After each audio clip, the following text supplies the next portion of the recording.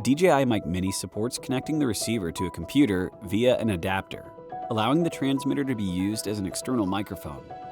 Follow the instructions below. Power on the transmitter and receiver, and complete the linking. If you purchase the combo with 2 transmitters and 1 receiver, the devices will automatically power on and complete the linking when taken out of the charging case.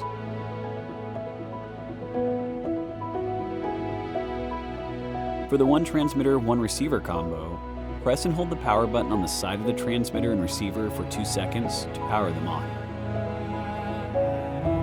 Mount the adapter to the receiver. Then connect it to the USB-C port of the computer. On Windows, open the sound settings and select DJI Mic Mini as the input device to start recording with the transmitter.